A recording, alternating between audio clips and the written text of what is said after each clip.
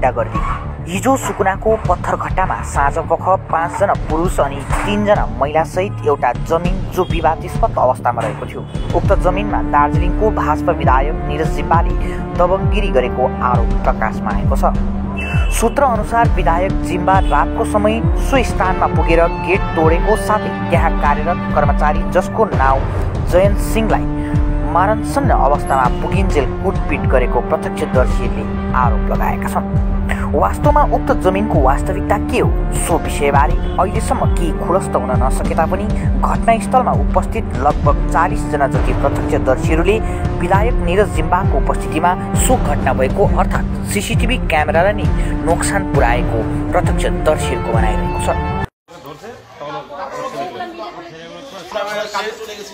সব গেট সব তালা মানে সব কিছু ভেঙে মানে যা কিছু ওটা সিসিটিভি ক্যামেরা সবই বন্ধ করে দিয়েছে। প্রথমে যায় আগে ওখানে ওরা ইলেকট্রিসিটি বোর্ডটাকে ভেঙে দিয়েছে। না আগে তালা ভাঙছে ওরা। তালা ভাঙে গেট ঢুকে ক্যামেরা ছিল ক্যামেরাগুলোকে একদম চালু করতে দিতে নেই ওরা। সিসিটিভি যারা কাজ করছে তাদেরকে ধরে আসার সাথে বাইক থেকে নামার সাথে সাথে ওকে পুরো ধরে পিটেছে। এই কথাগুলো সব যা যা তোমরা জানো এগুলো আয়োজে আছে ওগুলো নোট করো। ওগুলো তোমরা অবশ্যই বলবা কিন্তু। না ওটা তো অবশ্যই ওটা তো সাক্ষী সমাজ তুমি যে তোরা যদি কেউ পুলিশ তোদেরকে আমরা রেপ কেসে পাঠাই দেব ফাঁসাই দিব। আর তোদেরকে আমরা 30-40 জন ওখানে কাজ করতে 30-40 জনের আন্ডারে আমরা এই ওখানে ছিল ওখানে পেজে আমি ঠিকাদার ওখানকার লোকগুলো সবাই আছে।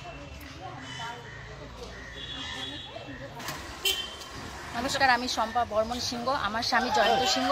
ওনাকে মেরেছে দার্জিলিং জেলার এমএলএ নিরজ জিম্বা।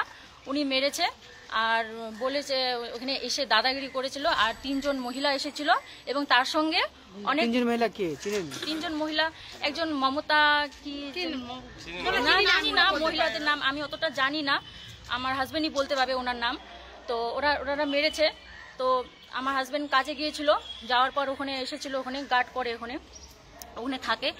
তো এসে তারপর ওখানে কেউ ছিল না, ওখানে বলতে গেলে কোনো এমনি খালি সাধারণ কর্মচারীরা ছিল, মালিক কেউ ছিল। কোন জায়গায় ঘটেছে ঘটনাটা? এটা পাথরঘাটা 3 নম্বর মোড়। কোন দিন হয়েছে, কি সময় হয়েছে এটা? এটা শনিবারের দিন হয়েছিল এবং কটা দুপুর 1:30 নাগাদ। আমি জানি না, আমাকে পরে আমি 4:30টার দিকে খবর পাই। আমার বাড়ি ওখানেই, কিন্তু আমি তাও খবর পাইনি, কারণ কি সবাইকে ওখানে মানে বন্ধ করে মানে ধমকি দিয়ে রেখেছিল যে ওদেরকে কেউ যদি মোবাইল বের করে দেয় এবং কি ভিডিও করে কেউ, এবং 3 জন মহিলা ওরা বলছিল ওরকম, এবং এমএলএ এই কথাটা বলেছিল বলে আমি শুনতে পেয়েছি। আর কি বলে ওরা বলে সিসিটিভি ওরা গেট ভেঙে বের হয়েছিল আর সিসিটিভি ফুটেজও ওরা নষ্ট করে দিয়েছে। এবং কেমন আছে আপনার হাজবেন্ড? নাম এখন আমি তো দেখে আসলাম, জয়ন্ত সিংহ আমার হাজবেন্ডের নাম। এখন মানে আইসিইউতে আছে, নিবেদিতা নার্সিংহোমে আছে। এবং এখন এফআইআর করেছেন? হ্যাঁ, এফআইআর কালকে রাত্রেবেলা করা হয়েছিল 9:30 নাগাদ। এখনো কিছু কোনো অ্যাকশন এখনো নেওয়া হয়নি। এখনো কি চান আপনারা? আমরা চাই যে অ্যাকশন নেওয়া হোক তাড়াতাড়ি, এবং যারা যারা মেরেছে তাদের নট বেল হয়ে যাক, তাদের একটা কঠোর শাস্তি হোক, তাদের শাস্তি হোক। ওরা একটা এমএলএ হয়ে আমাদের সাধারণ আইনের বিরুদ্ধে গেছে, তাহলে তো ওর একটা শাস্তি কি বলেন বলুন। আমি চাই যে যেহেতু উনি একজন এমএলএ, তাহলে ও তো আইন বিরুদ্ধে সবকিছু জানে, তাহলে ও আইনের বিরুদ্ধে গিয়ে ওই কাজটা কিভাবে করলো? ওরা যদি একটা মানে কোনো কাজের যদি সমস্যা থাকে তো তাই বলে কর্মচারীকে তো ধরতে পারে না। মালিকের সাথে কথাবার্তা করতে নিতে পারতো, কিন্তু এটা করেনি। তাই আমরা চাই যে কাজটা ওনারা করছে তার জন্য একটা প্রাপ্য শাস্তি পাওয়া হোক তাদের জন্য। উনি ওখানে ছিলেন কি করে জানেন আপনারা? আমরা ওখানে ছিলাম, আমরা তো সাক্ষী হিসাবে আছি না, আমরা তো এখানে এমনি বলবো না, আমরা ছিলাম বলে আমরা দেখছি। এমনি ওকে মারলো না কোনো? ওই তো মানে ওটা হয়েছে মানে কি হয়েছিল সেই সময় ওটা অতটা আমি ক্লিয়ার বলতে পারবো না। শুনছি যেহেতু হাওয়াতে শুনছি কিছু কথা, যে মালিকের সাথে মানে না লাগে মানে কর্মচারীকে ধরে নিছে, জমিনের কিছু কথা আছে, আমরা ওটা বেশি করতে পারবো না। দাদা क्या हुआ था थोड़ा बताइए क्या जानकारी? কালকে আমি ছিলাম সাইডে ছিলাম, ব্লু মাউন্টেনের ওখানে কাজ করতেছিলাম। তো আমার ফোন আসে যে এরকম আমার কাকু হবে জয়ন্ত সিংহ, ওকে ওখানে মারধর হয়েছিল। দার্জিলিং এর এমএলএ নিরজ জিম্বা ও 4-5 জন ওর বন্ধু নিয়ে আসছিল, আর ওর সাথে ছিল আর 3 জন মহিলা ছিল, নাম জানি না ওনার। আমি এসে ওরা প্রথমে গেট ভাঙে ভিতরে ঢোকার চেষ্টা করে। করার পরে ওখানে যে ইলেকট্রিক ছিল বোর্ড ছিল, বোর্ডটাকে নষ্ট করে দেয়।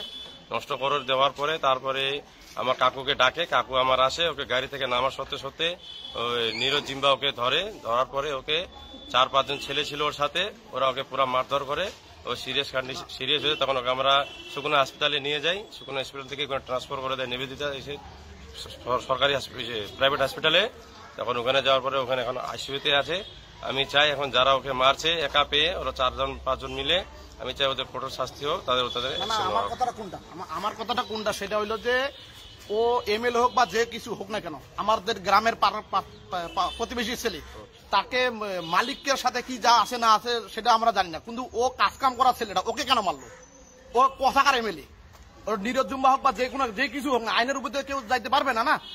ও মানে হইতে পারে কোনো ঝামেলা, কিন্তু তার বলে সেখানকার গেটটাকে ভেঙে আমার বাড়ির পাশে যেখানে আমার বাড়ির সামনে, আমরাও কালকে সেই টাইমে ছিলাম না। আমরা যদি থাকতাম তাহলে ও কথাকার এমএলএ সেটা আমরা দেখে নিতাম, কিন্তু ও একটা এমএলএ হওয়ার পরও কেন নিজের হাতে আইন কানুন হাতে নিল? তাহলে তো ওই হিসাবে তো জনসাধারণ তাহলে মানুষ কি হিসাবে চলতে পারে?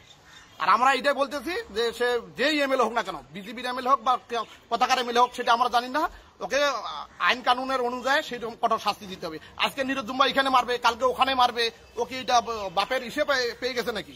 আর এইটাও বলতেছি যে নীরজ জিম্বা যত কিছু করছে তার ফ্যামিলির নার্সিংহোমের বিল দিতে লাগবে, প্লাস এই ফ্যামিলি যতদিন পর্যন্ত সুস্থ হবে না ততদিন তার ভরণ পোষণ থেকে শুরু করে সবকিছু তার বন্ধন আছে, এসকেজ আছে, যত কিছু আছে তাকে ওটা সামলাই দিতে লাগবে। আর এই মিডিয়ার মাধ্যমে আমি বলতেছি, আর নীরজ জিম্বা যদি নেক্সট টাইমে যদি এরকম কোনো কিছু করার ব্যবস্থা করে তাহলে সেটা অভিষেক দার কাছে চলে যাবে। আমরা টিএমসির কর্মী হয়ে আমি বলতেছি, ঠিক আছে? এর মধ্যে আর আমি আর কিছু বলতে চাচ্ছি না, কিন্তু মেন হচ্ছে যে কালকে 1:30-2টা নাগাদ মাননীয় নীরজ জিম্বা দার্জিলিং এর এমএলএ আমাদের পাথরঘাটা গ্রামে এসে যেই হাল্লাটা করলো, যে ঘটনাটা করলো, খুবই দুঃখজনক ঘটনা, অত্যন্ত দুঃখজনক ঘটনা। এরকম আমরা ভাবিনি যে এরকম একটা মাননীয় এমএলএ মহাশয় আমাদের এরকম কাজ করবে। এমএলএ যদি হইতো না, এমএলএ ওর যদি ওই মানুষ হইতো থাকতো, অবশ্যই আমরাও তো মনে করো মানুষের কাছে কাজ কাম করি না, আগে কি হয়েছে তাকে বলবো, দাদা কি হয়েছে, মালিক কোথায়, সেই সময় ইস্যু আছে না। ও কেন ডাইরেক্টলি আসে, কেন অ্যাকশন টাচ করলো ওকে, এবং কি তার সে আইসিইউ রুমে ভর্তি হয়ে আছে। আমি এই মিডিয়ার মাধ্যমে বলতেছি, আইন কানুন অনুযায়ী ব্যবস্থা করে যত তাড়াতাড়ি তাকে গ্রেপ্তার করতে হবে। আর যদি গ্রেপ্তার কিছু না করে তাহলে অনেক কিছু ভুল মেসেজ চলে যাবে এই এমএলএর বিরুদ্ধে। কেন কি যে হিসাবে চোরের মতো এসে গুন্ডার মতো কাজ করলো।